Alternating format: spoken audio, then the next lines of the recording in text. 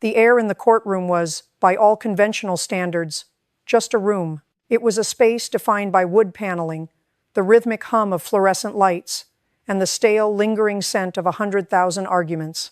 But that morning, as the heavy doors swung open and the bailiff announced the proceedings, the atmosphere shifted. It wasn't just the presence of the Honorable Judge Judy, it was the arrival of the defendant, Madison Whitmore. She didn't walk into the room. She glided, draped in a designer outfit that cost more than the annual salary of the court reporter.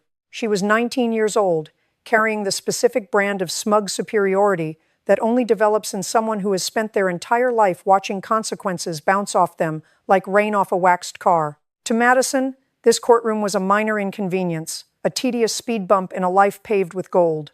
Her manicured nails drummed against the armrest with practiced, rhythmic impatience. The condescending curve of her lips communicated to everyone in the room that she believed her father's name was a magical key, one that would dissolve these petty charges before lunch. She sat there with the absolute, unwavering conviction that the rules of society were merely a framework designed for other, lesser people.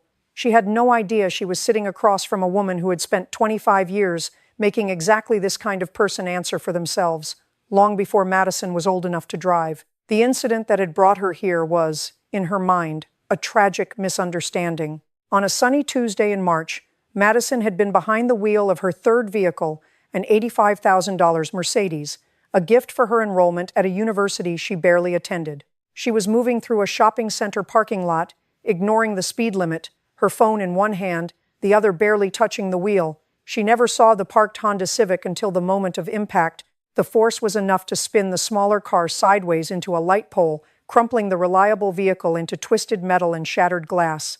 Madison sat in her SUV for perhaps 10 seconds. She checked her reflection in the rearview mirror to confirm her hair hadn't been ruffled, whispered a laugh to her passenger, and then drove away. No information, no apology, no humanity. She thought the problem had disappeared, just like the previous 6 accidents that her father's office had swept under the rug. She was wrong, and as the gavel hit the desk, the silence that fell over the room told her that this time the checkbook wasn't going to save her. The incident that had led to this morning, that fateful sunny Tuesday, wasn't just a momentary lapse in judgment.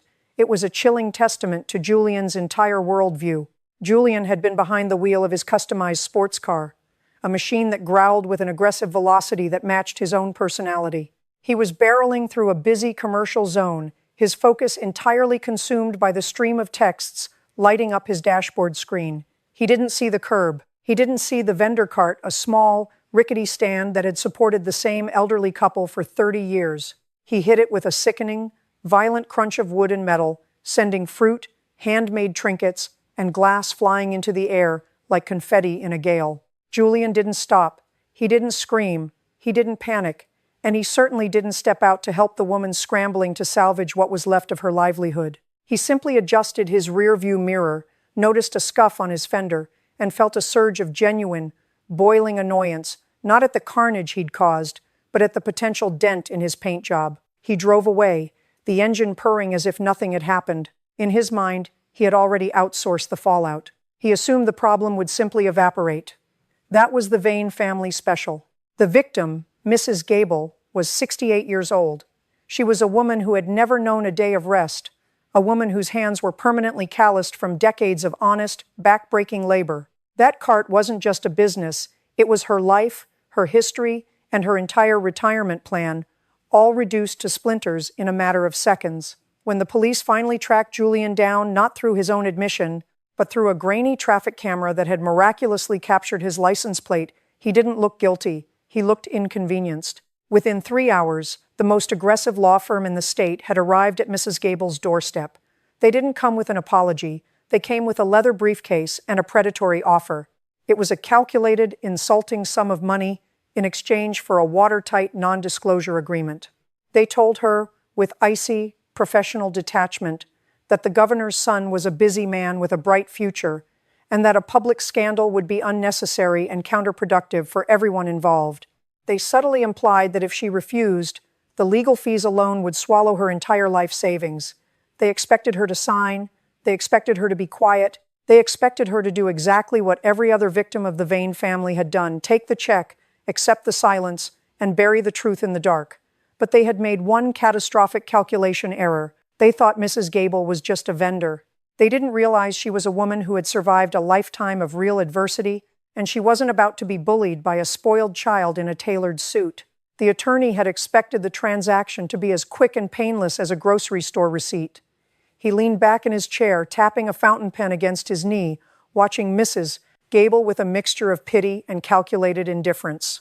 He had laid the check on the table, a sum that, for him, was a rounding error, but for her was a fortune. He had the NDA ready, a thick stack of papers designed to silence the truth under the guise of confidentiality. He spoke of the governor's generosity and the volatility of public opinion, his voice dripping with the kind of practiced, condescending warmth that only comes from someone who has never known a moment of genuine desperation. But Mrs. Gable didn't look at the check. She looked at the attorney. She looked at the man who represented the family that had treated her life as a disposable asset. She had been a seamstress, a mother, and a pillar of her community for decades. She had survived harder winters than the one she was currently facing.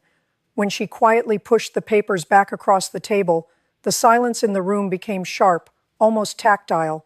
She told him, in a voice that was barely a whisper, but carried the weight of steel, that her integrity wasn't for sale. She didn't want the payout. She wanted accountability. The attorney's demeanor shifted instantly. The warmth evaporated, replaced by a cold, predatory professionalism. He warned her that she was making a catastrophic mistake. He reminded her of the vast resources at the Vane family's disposal, their connections, their media influence, their ability to make problems, and people disappear. But Mrs. Gable was done being afraid. The retaliation was swift and calculated. It began with anonymous phone calls in the middle of the night, heavy breathing, static, and then silence. A dark, unmarked sedan began idling outside her home, its headlights occasionally cutting through her living room window at 3:00 a.m. Her friends at the community market began to distance themselves, citing pressure from above. It was a campaign of psychological attrition designed to break her spirit before a lawsuit could ever reach a courtroom. They wanted her to feel small. They wanted her to feel crazy. They wanted her to give up. Instead, they only succeeded in turning a victim into a warrior. She realized that if they were fighting this hard to keep her quiet, she must have something worth screaming about. She didn't retreat. She reached out. She started calling other families, other victims, other names that had been erased. She wasn't just building a case. She was building a rebellion. The shift in the tide began not in a thunderous explosion, but in the quiet, dust-mote-filled office of Marcus Thorne, a civil rights attorney whose reputation was built on tearing down the very structures that the Vane family had spent decades hiding behind.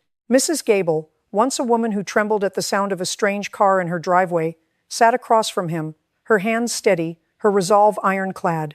She had spent weeks transforming her grief into a meticulous operation, tracking down other families whose lives had been upended by Julian Vane's recklessness. Thorne looked at the folders she brought, not just her case, but a comprehensive dossier documenting a pattern of behavior that spanned 5 years. There were the hit-and-runs, the settled disputes, and the suspicious property damage claims that all had one common denominator: the Vane family's legal firm. Thorne realized immediately that this wasn't just a story about a bad driver. It was a roadmap of systemic corruption. They didn't just have the incident with the cart. They had a digital trail financial records that suggested campaign funds were being siphoned to pay off hush-money settlements, effectively using the taxpayers' money to purchase the silence of Julian's victims. Julian Vane and his father, the governor, still believed they were playing chess, moving pawns to clear the board as they had always done. They thought they could out-litigate, outspend, and outmaneuver anyone who dared to stand in their way. But they hadn't realized that Marcus Thorne was playing a different game entirely. He was playing a game of scorched earth. He wasn't interested in a private settlement or a non-disclosure agreement. He wanted the one thing the Vanes couldn't manufacture or buy: exposure. The media was the next target. Thorne didn't go to the local papers, which were terrified of the governor's political reach. He went to national investigative networks that thrived on exposing the abuse of power. Within 48 hours, the story broke. The video of Julian, captured by a bystander's phone in the aftermath of the crash, laughing, while Mrs. Gable wept over her shattered livelihood, went viral.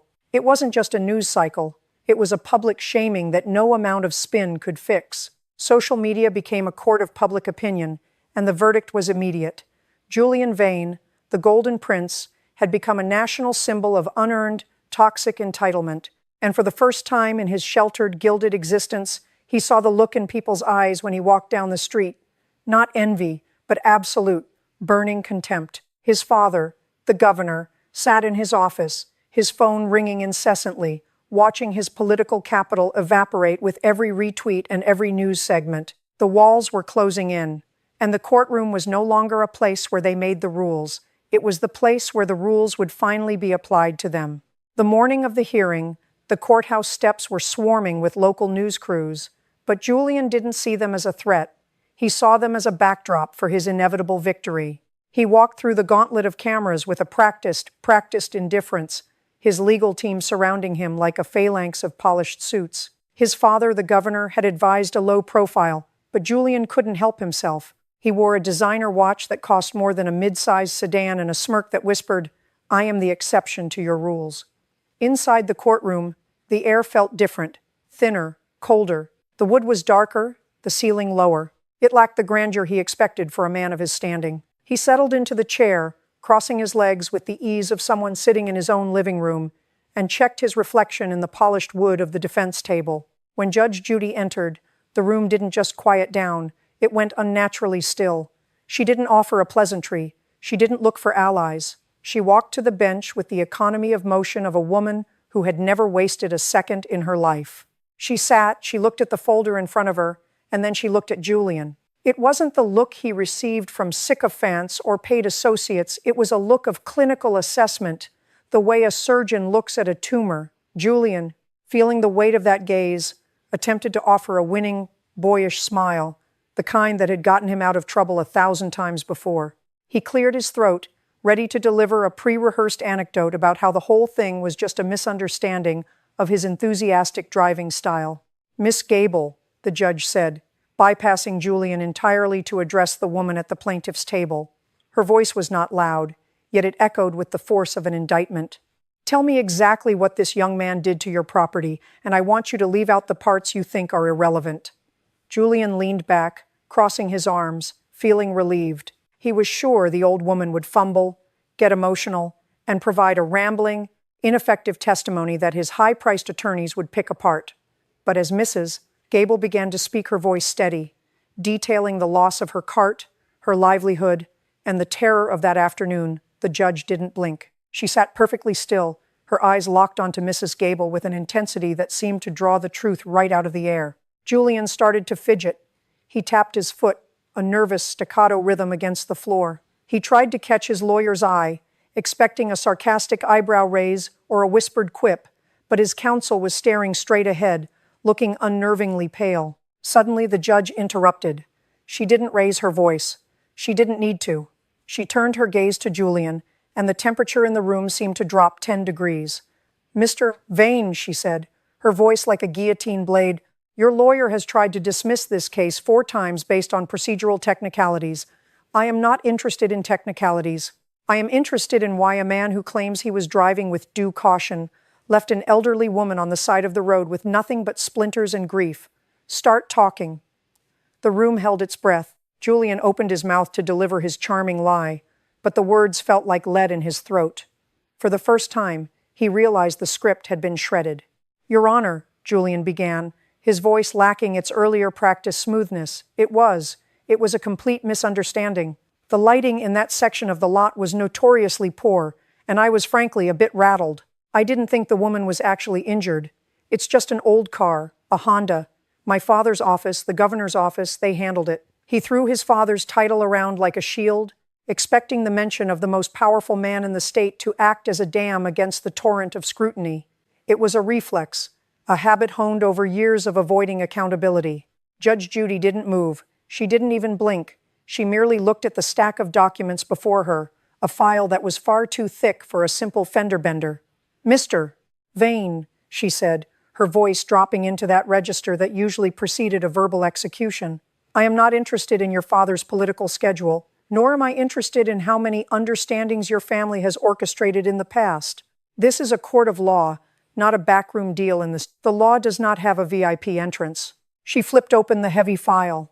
The sound of paper dragging against the desk was deafening in the silence.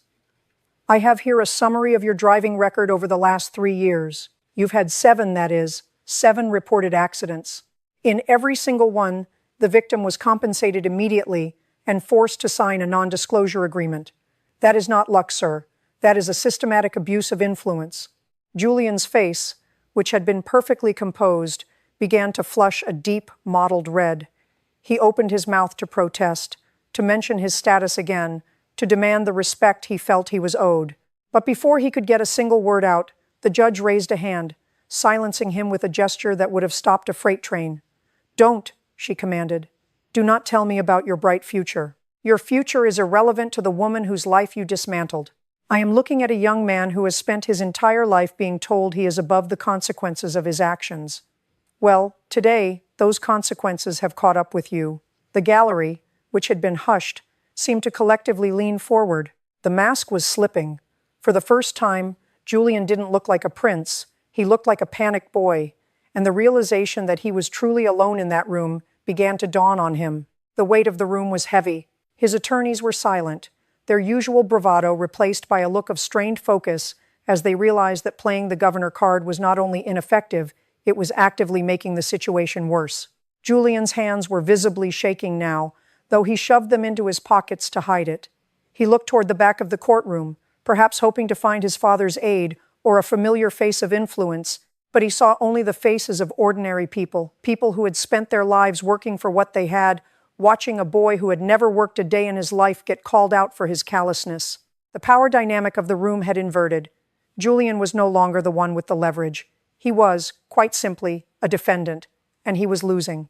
Judge Judy didn't just look at the documents. She treated them like a weapon. She pulled a single, crisp sheet of paper from the stack, the non-disclosure agreement that the Vane family law firm had strong-armed Mrs. Gable into reviewing. "Mr. Vane," she said, her voice dropping to a dangerous, icy calm that made the entire room hold its breath, "your attorney has spent the better part of this morning claiming that this document represents a standard civil settlement. Would you like to tell me how a settlement for a traffic accident includes a clause that forbids the victim from ever contacting the local police department again?" Julian froze. His mouth opened, closed, and then opened again, but the arrogance had completely drained from his face, replaced by a pasty, sickly pallor. He glanced toward his attorney, Thomas Berkshire, who was suddenly very interested in the dust patterns on the courtroom floor. Berkshire didn't look up. He didn't offer an objection.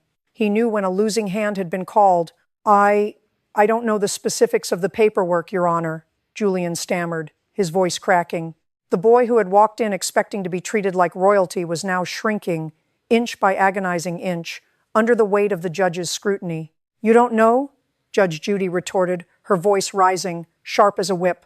"You signed it, didn't you? It bears your name. You authorized your father's staff to present this to a woman who had just lost her livelihood. Do you think I'm an idiot? I've spent 25 years listening to people try to talk their way out of the consequences of their own bad behavior.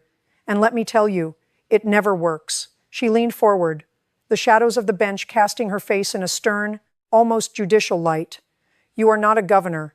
You are not a king. You are a 19-year-old who hit a parked car, laughed about it, and then tried to use your family's checkbook to buy your way out of a conscience." The gallery remained deathly silent. Mrs. Gable sat there, her hands folded on the table in front of her. She wasn't smiling, but for the first time she looked like she could breathe. The power dynamic in the room had completed its transformation. The Vane family's influence, which had once felt like an insurmountable mountain, was crumbling. Julian looked down at his shoes, the designer suit now hanging off his slumped frame like a costume he had outgrown. He had spent his whole life believing that power was a shield, but here, in the cold, unyielding reality of the courtroom, he realized it was nothing more than a neon target. He was about to find out exactly what happens when that shield shatters. The courtroom doors creaked open once more, and a heavy, suffocating silence descended as Governor Vane entered. He didn't offer a comforting touch to his son. He didn't even look in his direction.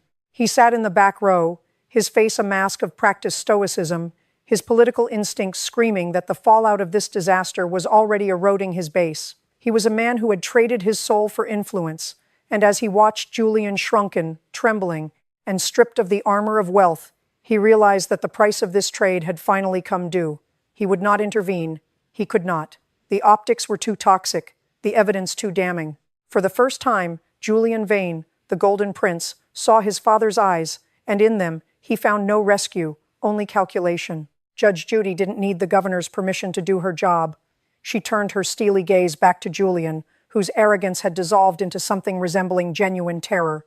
"Mr. Vane," she said, her voice cutting through the silence like a razor, "you believed that your name was a law unto itself. You thought you could purchase silence, crush the weak, and treat the world as your private playground. You were wrong. Not only are you ordered to pay full restitution for the damage to Mrs. Gable's livelihood, but I am referring this entire matter to the district attorney for further investigation into the misuse of political funds. You, sir, are the definition of a spoiled child who has never had to look a victim in the eye." The gavel fell. The sound was sharp, final, and absolute. It wasn't just a ruling, it was the closing of a chapter on a life of unchecked impunity. Julian stood up, his legs unstable, as the reality of his future, one without the buffer of his father's influence, began to settle in. Mrs. Gable walked out of that courtroom, not as a victim, but as a woman who had forced a titan to bend the knee. She didn't celebrate, but she walked with her head held high. As for Julian, the cameras that had once captured his smug smirks were now focused on his exit, a solitary, defeated figure. The lesson was complete. Power, in its rawest form, is not a shield for character. It is a weight that eventually crushes those who have no character to hold it up. The Vane dynasty hadn't just lost a lawsuit. They had lost the only thing that actually mattered, their reputation. In that courtroom, under the unforgiving lights of truth, privilege had finally, irrevocably, collapsed.